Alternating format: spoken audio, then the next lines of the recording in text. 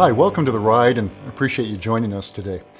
Well, the NADA convention has come and gone for another year, and if you were walking across the floor looking at the booths, or if you were reading anything about the convention, you'll see that there was a lot of folks talking about the customer experience and how to improve it.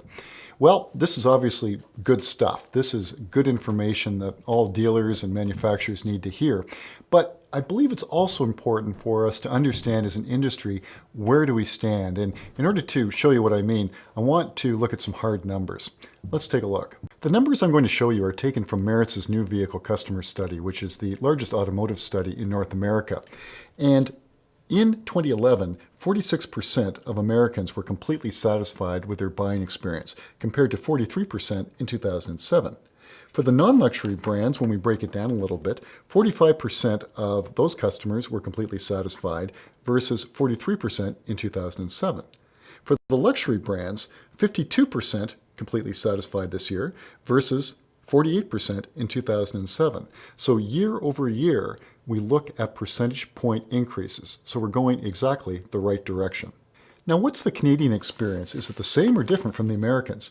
Well, what we know in 2011 is that 51% of Canadians were completely satisfied with the buying experience versus 46% in 2007.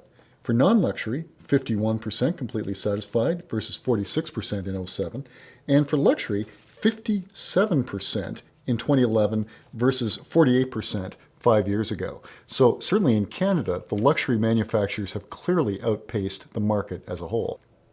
Well, I think what this analysis shows us is that generally at the industry level, we're doing a better job than what we were doing 5 years ago. We're moving the needle as it relates to delivering higher levels of customer satisfaction.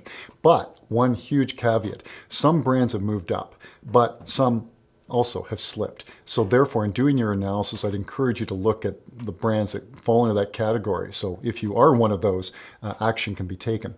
But the other thing is I'd encourage you to look at is to build into your KPI dashboard or your scorecard or whatever you wish to call it, to build those retail satisfaction metrics into that scorecard.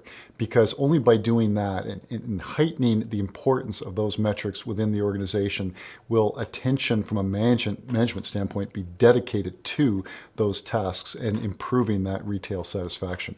So hope you have found this helpful. And again, thank you for joining us today on The Ride.